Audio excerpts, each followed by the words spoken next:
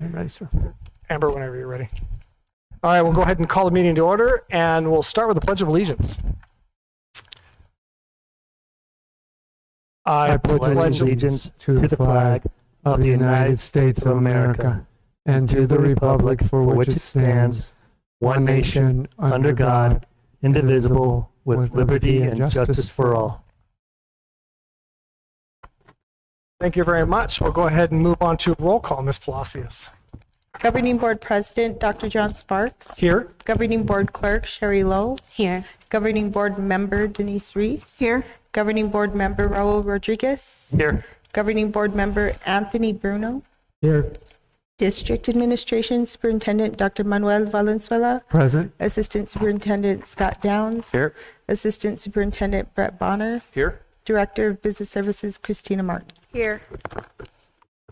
Thank you very much. We'll go ahead and move on to approval of the agenda. Dr. Valenzuela. Yes, sir. President Sparks, members of the board, after your review and consideration, I do recommend approval of the agenda as it was revised.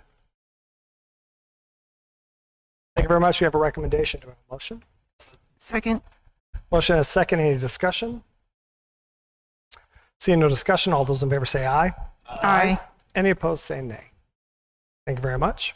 Go ahead and move on to approval of the minutes. Dr. Valenzuela. Yes, sir. President Sparks, members of the board and public. In your packet, board members, you have draft copies of the minutes from the regularly scheduled meeting of the board back on May 10th, 2023. And after your review and consideration, I do recommend approval at this time. Thank you very much. We have a recommendation. Do we have a motion? So moved. Second. Motion and a second. Any further discussion? Seeing no further discussion, all those in favor say aye. Aye. Any opposed say nay. Thank you very much. We'll go ahead and move on to ratification of the vouchers. Ms. Martin. Good evening. On behalf of Ms. Huey, I recommend approval and ratification of payroll voucher 23 and new payroll vouchers 25.2 and 26 for a total of $7,726,678.79. Additionally, I recommend expense vouchers 1085 through 1090 and new expense vouchers 1099 through 1102 for a total of $9,861,434.55 for a grand total of ratifications and new vouchers of $17,588,113.34. Thank you very much. We have a recommendation. Do we have a motion? Second. Motion and a second. Any further discussion?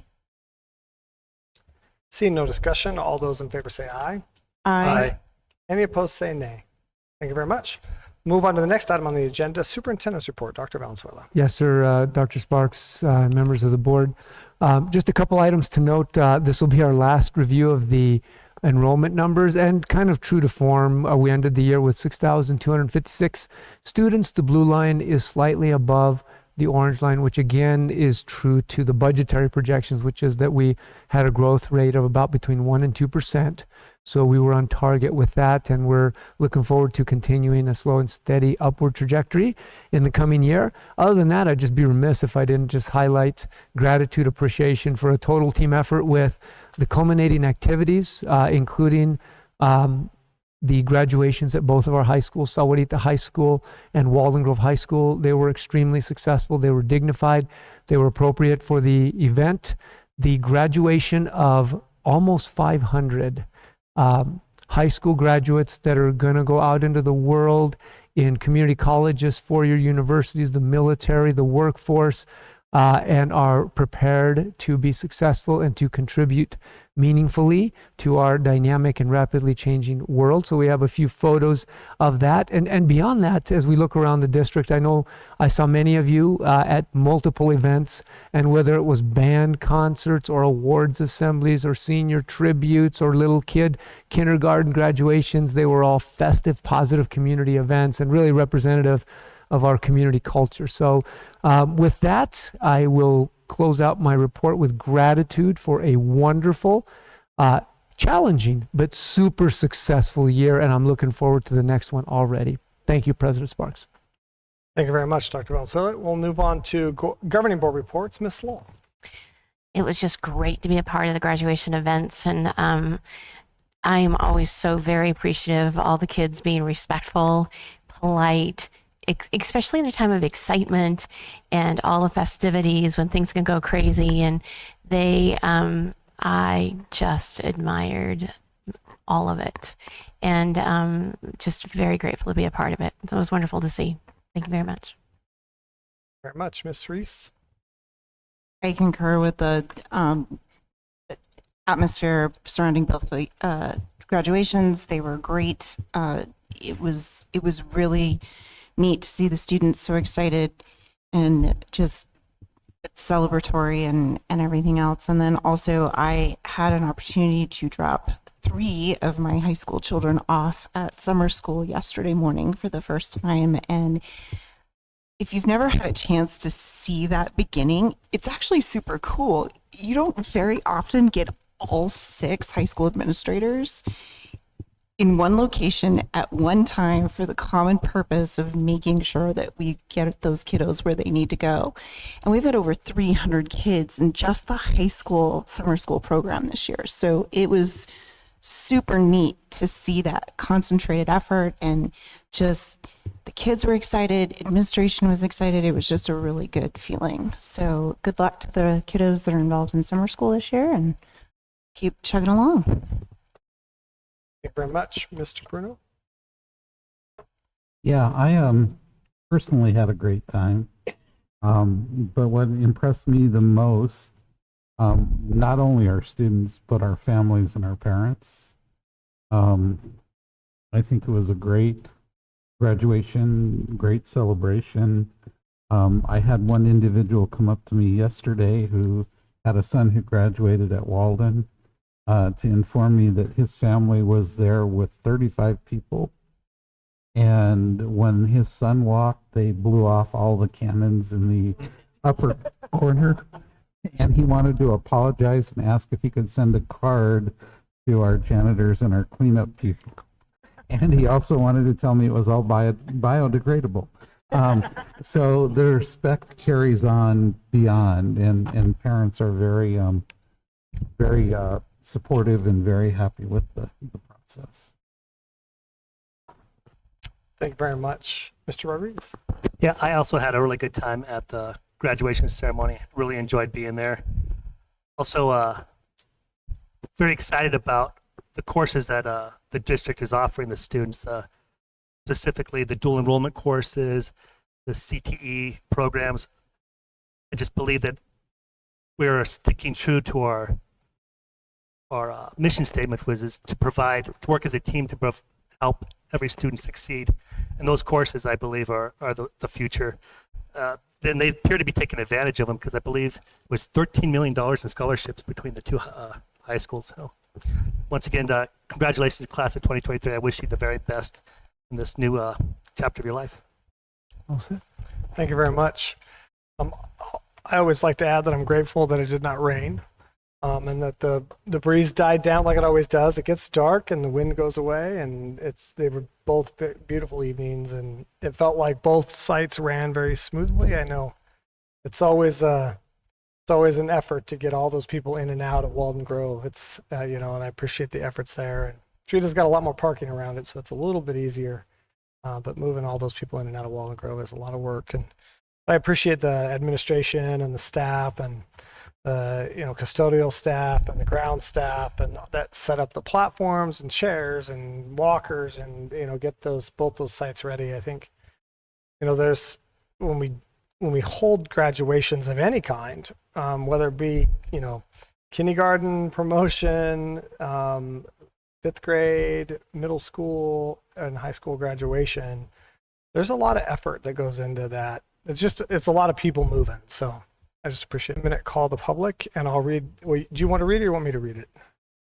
Thank you. Yeah, or I'll read the consideration, our guidelines, just so people know. In consideration and discussion of comments and concerns from the public. Those wishing to address the governing board may do so at this time or at the board's discretion at the time the item appears on the agenda. All speakers are requested to hold their comments to 2 minutes or less. 20 minutes will be set aside to allow for both online and in-person comments in accordance with Arizona meeting law. Open meeting law, board members may not respond, comment, or ask questions of speakers regarding issues not on the agenda. Any comments not read on this agenda item will still be entered into the public record. So, Ms. Lowell, turn the time over to call the next one. We do have one call to public, and if I mispronounce the name, bear with me. It's Angelica Craycott. Is that correct? Thank you very much. Welcome.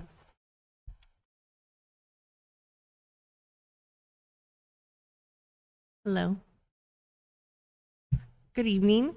This is my first time ever being at a board meeting, so please allow me to introduce myself. My name is Angelica Kradoff. I currently have 2 children enrolled in the school district. The reason I'm here this evening is to formally request the possibility of bringing back 8th grade promotion to an in-person ceremony. I have since spoken with parents from both ANZA and SMS, and they have stated that they dealt with a 45-minute to an hour wait in their vehicles during the promotion parade. I know numerous youth who did not want to sit in their vehicles for that duration of time, so they did not participate in the event. Why is it important? Like you guys spoke about it right now, all the pictures, you guys made it sound amazing. Like we need this back for our kids, because the atmosphere and the emotions that is created in the celebration with friends and family, that energy cannot be achieved in the current form that it is right now. In addition to this promotion, our youth, this is a major milestone for our youth. They will never get to go back to 8th grade with their friends again. It is important that we all have the ability to share on their transition from middle school to high school as a family and as a community. In addition, I have spoken with one of the school counselors who has assisted in both in-person and parade-style promotion, and she personally preferred the indoor promotion. She said it's easier on the staff. Continental, who had an 8th grade indoor promotion, filters into our high schools. Why can't we do it to our district? One thing that the pandemic has taught us is that we should be grateful for the opportunity that we as a community can come together once again. Let us celebrate our district's youth the right way. Thank you for your time and consideration.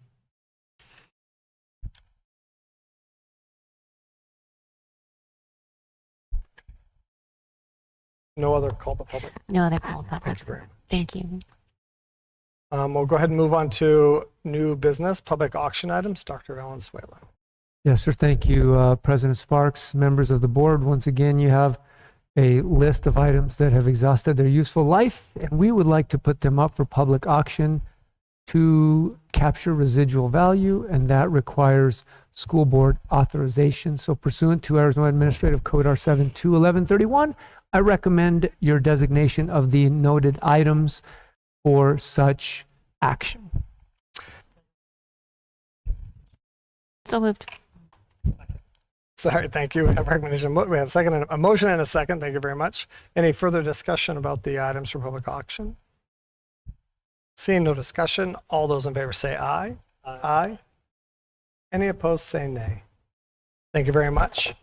Go ahead and move on to the next item on the agenda, the annual student activities treasurer. Yes, sir. Dr. Sparks, members of the board, this is a requirement under Arizona Revised Statutes 151122. It actually requires the district to designate a treasurer for the oversight of student activities. These are accounts that students keep through their clubs, through their fundraisers, and as has been customary in our district for as long as I can remember, I recommend the appointment of Lizette Huey, our Chief Financial Officer, as the student treasurer for these accounts.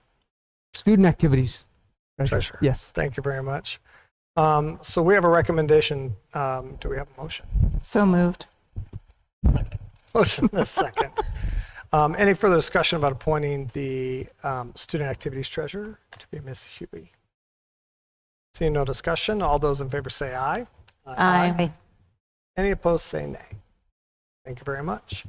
Go ahead and move on to proposed authorization to exceed fund subcategories on the maintenance and operation budget. Dr. Valenzuela. Yes, sir. President Sparks, members of the board, you may recall, and Mr. Bruno, you may recall, although it probably has a little bit of a more distant memory, but this happens usually every year, and this is the ability of the governing board to authorize the school district to make necessary adjustments from one to the other of the 6 primary program funds. I think it's 6 or 7 program funds under maintenance and operations, including allowing one line to go in the red as long as the overall bucket of money is in the black. Kind of a simple way of saying it, but at this point I do, as we do every year, recommend the authorization of these program budget lines to be exceeded with the required understanding that the overall budget capacity will be maintained in the black. Thank you very much. We have a recommendation. Do we have a motion? Motion and a second. Any further discussion? No discussion. I think you always give such a good technical definition. I always like to make sure that, because this happens every year, this is what allows us to move money where we may have needed to spend more in one subcategory but not another. They don't have to come back and redo the budget. We can just shift it over to there. But the overall budget remains intact. I think it's kind of like if you had you had to have some car expenses and get new tires one month and it wasn't in the family budget, you might take it from another portion of the budget, but you still can't spend any more than what's in the bank account. You cannot go in the deficit, but you can pay Move from it some around. other account. Yes. Okay. Thank you very much. Any other discussion? Seeing no discussion, all those in favor say aye. Aye. Any opposed, say nay. Thank you very much. We'll go ahead and move on to the next item on the agenda, the increase in adult meal prices. Dr. Valenzuela. Yes, sir. President Sparks, members of the board. We're very, very proud and honored of the quality food services that we provide our students and also our adults. Ms. Susie Harris is here, our Director of Food Services from Southwest Food Service Excellence, and we really are very proud of that. We're also proud to be participants in the United States National School Lunch Program, which allows qualifying students and families to receive reduced price or free meals, to be well nourished so that they can learn. And those of you that have known me know that I don't like to come and ask to increase these rates. And fortunately, I'm not asking you to increase the rates for our student meals, even the full price meals. Sometimes though, the regulations of the federal government require that we make adjustments. Basically, the bottom line is when we receive these monies from the federal government to subsidize the cost of these meals, we're not allowed to subsidize those meals that should otherwise be priced at the full cost, full price for either students or for adults. And there's a whole mathematical calculation that Christina and Lizette take care of. But in a nutshell, this has nothing to do this year with the kids. These are the adult meals that currently, I believe, cost $3.50. And based on these calculations, we're required to ask that they be increased to $3.65. So that is the recommendation as required under the federal regulations. Thank you very much. We have a recommendation. Do we have a motion? So moved. Motion and a second. Any further discussion? Yeah. Sir. Unfortunately, I believe the answer to that is no, and it has everything to do with the qualifications. Brett, I see your forehead raise up like you have something to say, so please say and clarify.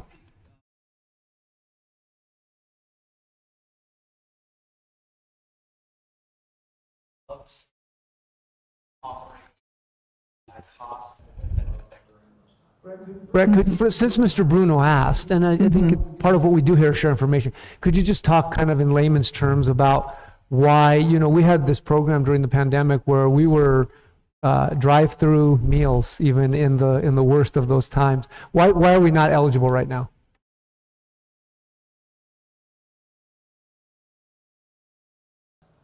Those grants have subsided. They're not available this summer. Had they been available, we would have pursued them. Mrs. Huey, Mrs. Martin, Mrs. Harris have been very supportive of that process in the past, and they're just not available. So the K-8 program does not have a lunch offering. The summer school program there ends by noon. Kids are dismissed. Students that are attending the high school summer school program have a meal option daily offered by a club. I would just add to that an additional point, and Christina, I would ask you to add if you there. when there is the opportunity for these funds, they are basically correlated and contingent upon the participation rates in the National School Lunch Program. And basically, none of our schools except one, Sopri, met that threshold. Is that correct? Yeah, it's based off the free and reduced percentage, and we didn't meet the threshold. They did change the threshold this year. They had it lower for the pandemic, and they went back to the normal So we don't, percent. basically, we don't qualify. Currently. Okay. And I think it's important to note that we do every year try to see if we qualify for that. I think because a lot of times people look to the north and they go, oh, that school district or that school district, but it really is those school districts do it because they have enough schools and systems that meet that need and pay for it. Correct. And I do know that at least having children in the summer school program, it's the first summer in 5 summers, not having a kid in the program, in the summer school program, although almost, but the meals they do offer through the clubs are reasonable, a couple bucks, to get hot dogs and chips and a soda or whatever it is during that program, which I'm grateful that we have that option for those high school students. So they're in there an hour and a half earlier than they are for regular school, and stay till 1 o'clock or just after 1 in the afternoon. So I think they find summer schools hard because 7:30 is early to a lot of these kids instead of 9. We've had clubs like the Booster Club, Grad Night has done things in the past. So monies go right back to support that school function and or club. Cool. Thank you very much. Any other comments or questions? Okay. All those in favor say aye. Aye. Any opposed say nay. Thank you very much.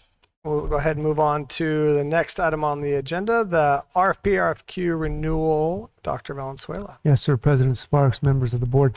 These are multi-year contracts that have been previously authorized by the governing board.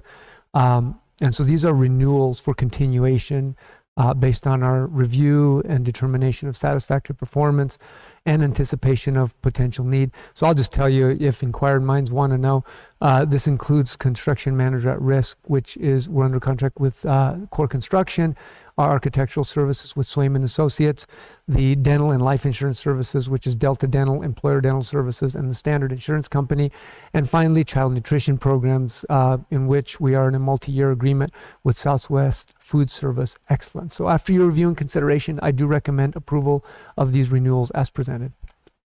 Thank you very much. We have a recommendation. Do we have a motion? So moved.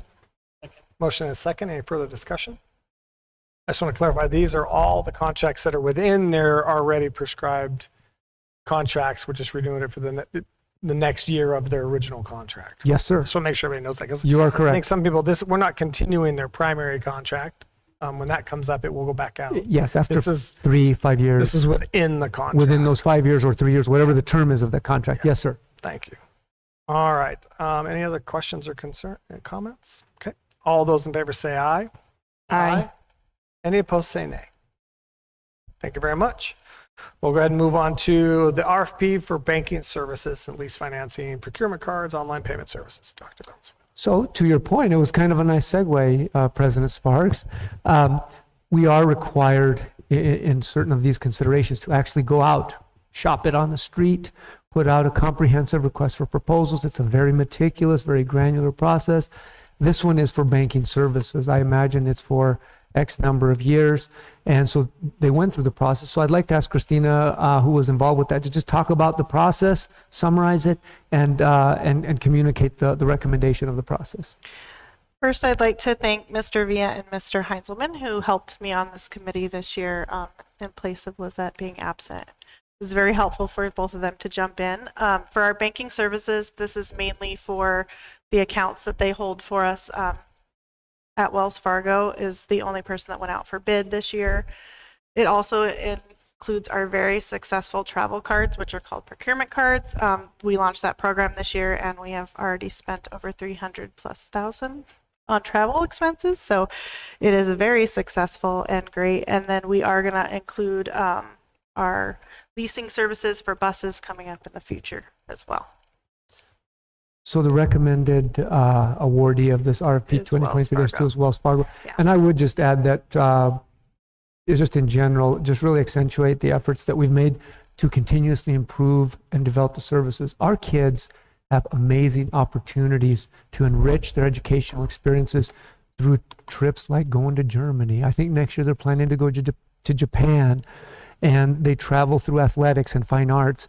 And so the value of these financial services and the effort that was made, as Christina mentioned, to make the travel process safer, more compliant, more expedient by having these little credit cards within the parameters of the rule that they can use has been significant. And so it is helpful in terms of continuity.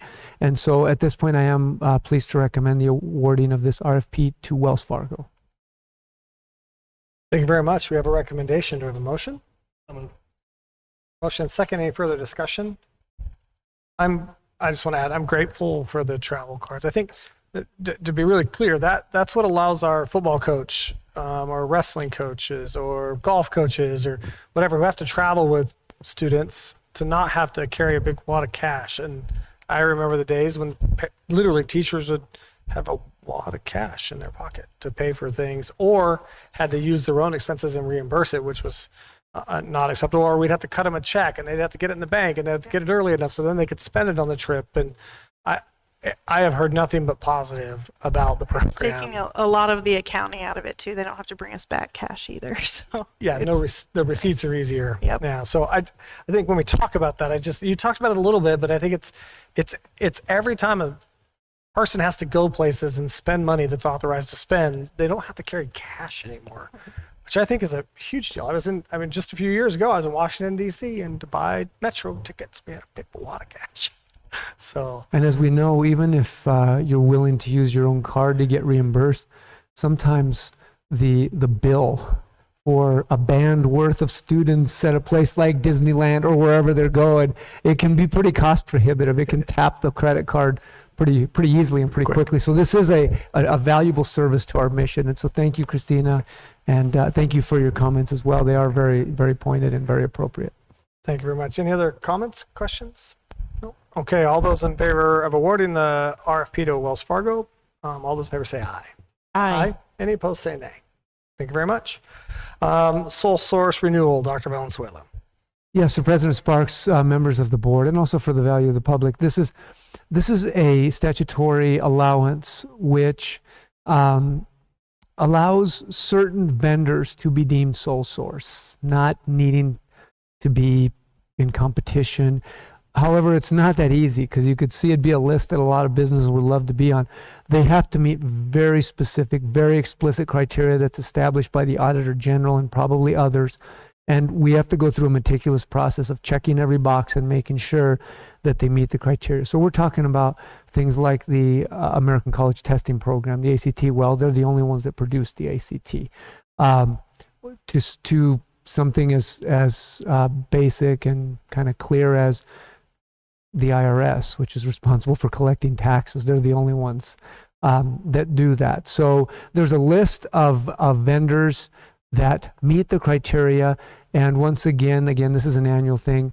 I would recommend designation of those sole source vendors based on their qualifications and criteria. Thank you very much. We have a recommendation. Do we have a motion? So moved. Second. Motion and second. Any further discussion? I just had a quick question on this, and it's not, but on certain things, for example, the Internal Revenue Service, where literally they're the only people that process taxes and stuff like that. Is that statutory that we have to include them in this list, even though they're literally the only one in the country that does this? Like Yes. that, I was just flabbergasted by when I It was. is. I know. I going mentioned through that the- one because it's the one that always makes me kind of scratch my head, just kind of shake. But we will, for the good of the cause, we will keep doing it. Yeah, I just, to have to fill out the paperwork and then go through this process and everything else, it seems, we'll go with cumbersome at this point. So I just wanted to make sure that this is literally a statutory requirement and just make sure that I understood that and I can Yes, ma'am. move forward. Yes, ma'am. You are correct. And I always find it comical that we are on the list of sole source providers as a district. True. Because In we are regards the to- only ones that are allowed to offer that service inside the district. Internal payments, that's right. Internal payments. Yes, sir. Which also seems a little funny that we have to Yes. be listed as vendors to be able to pay bills for ourselves, right? So, all right. Thank you. Any other questions? Okay. All those in favor say aye. Aye. Any opposed say nay. Thank you very much. We'll go ahead and move on to field usage agreement with the Sahuarita Police Department, Dr. Valenzuela. This is actually, I think, another significant development in the spirit of cooperation that exists between the Sahuarita School District, Sahuarita Police Department, the town of Sahuarita. The history of collaboration goes way back. This was kind of exciting, and I thank my colleague, Mr. Downs, and on the other side, our friend and colleague, Commander Caleb Allred of the Sahuarita PD for kind of orchestrating this. Those of you that have been around, or even if you haven't, you recall a space that is located adjacent to Walden Grove High School, actually by the park, previously served as the home of the Heavy Equipment Operations Program. And you know, the formulation of CT programs is always a dynamic process. And so right now that program is being offered centrally through the JTED, not here, but we have the space. So what's being proposed is, in a nutshell, the Sahuarita Police Department is going to install an obstacle course type training system that they will use for training for physical assessments and conditioning, things like that. And they're also going to allow us to use it for our NJ ROTC students, for our law and public safety students, so that they can benefit. So it really is a win-win. We're using our land, which is currently not being used. They're going to pay for all the equipment to put in, and we're going to collaborate, share the scheduling, so that everybody is better off. So I think it kind of speaks to how we do things here in Sahuarita. I'm very proud to ask your authorization, approval of this agreement. Scott, did you have any other comments about the components or the details of it? Nope, you articulated it very well. They're already doing it right now very informally by a facilities request out by the SHS football field. But this gives them a little bit more permanency to build some things. They have to jump over 5-foot chain link fence, a 5-foot wood wall. So this allows them to do it like more frequently and be able to train all of their police officers and recertify them. So we thought it was a win-win. And I would recommend your approval of this field usage agreement with Sahuarita Police Department at this time. Thank you very much. We have a recommendation. Do I have a motion? So, second. Motion and a second. Any further discussion? I think it's a great location for it. I mean, phenomenal, you know, to have that space out there and to have them on board. So excellent collaboration. Yeah. And Scott, I'm glad that, sorry, Mr. Downs, I'm glad you brought up the Sahuarita field, because I was like, this just looks like we're codifying officially kind of the prior structure that was less permanent, which I'm grateful that we can. Gives them a little bit more permanency to building things out there. And again, we can use it as well. And at the end, when the relationship of that particular endeavor is over, then they have to remove it at their expense if we want them to. Maybe we want to keep it there. So. And it is locked. It's fenced out there. Correct. Thank you.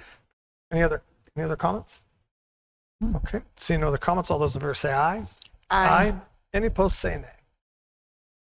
Thank you very much. We'll go ahead and move on to policy advisories, Dr. Valenzuela. Yes, sir. President Sparks, members of the board. These are actually advisories that have trickled in from our providers at the Arizona School Boards Association. Again, they process, they review legislation, new court determinations, and they provide us with model policies that for the board's consideration. And so we've been working through these over time. Some of these have kind of changed over time, and they became solidified to the point that I felt comfortable bringing them and kind of summarizing them. I can tell you that the spirit and the requirements under law are already significantly in place. And I'll just summarize some of these for you just so that you're aware.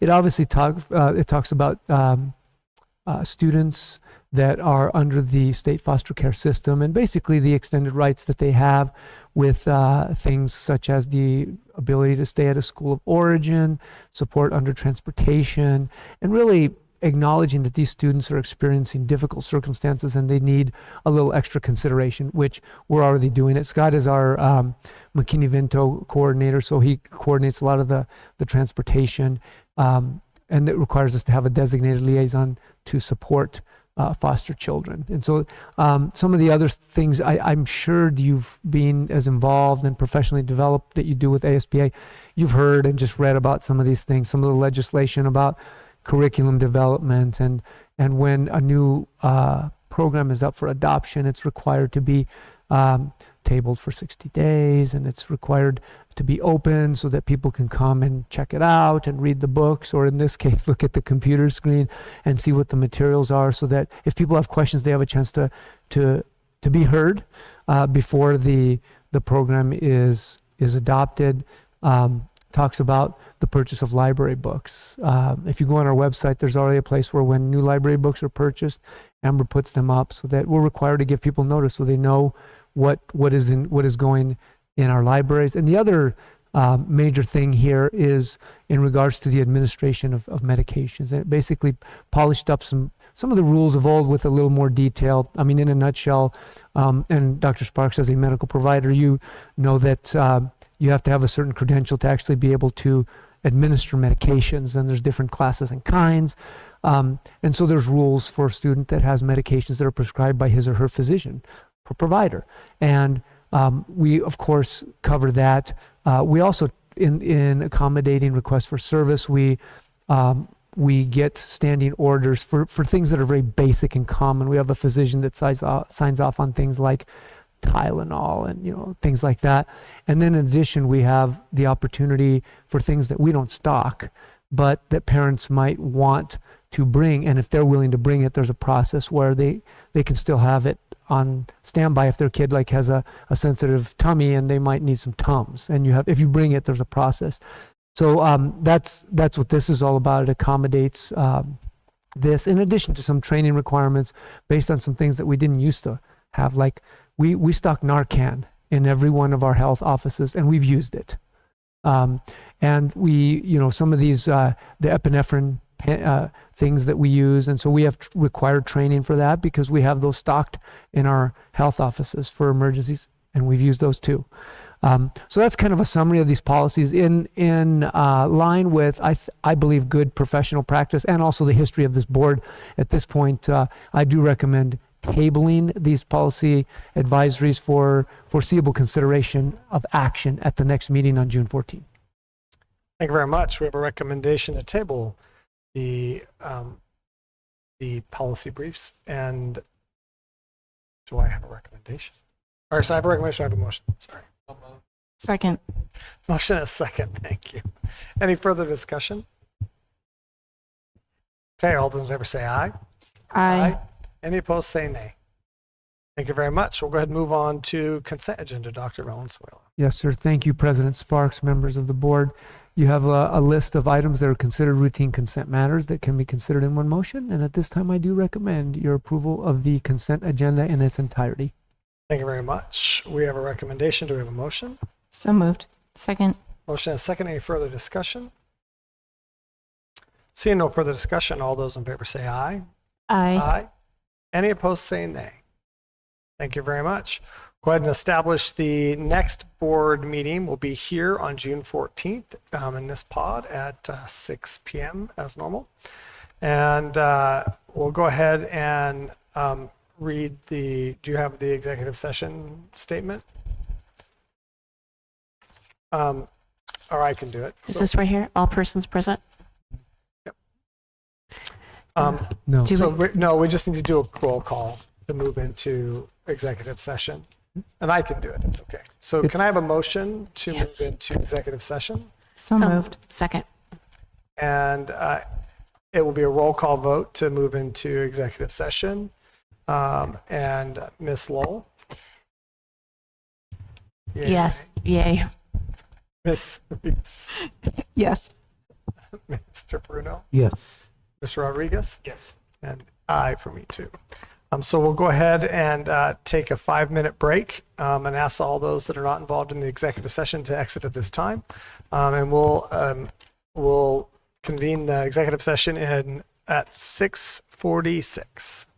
And there is no further expectation of there's any action, no more public action by the board, other than to come out and adjourn. And adjourn.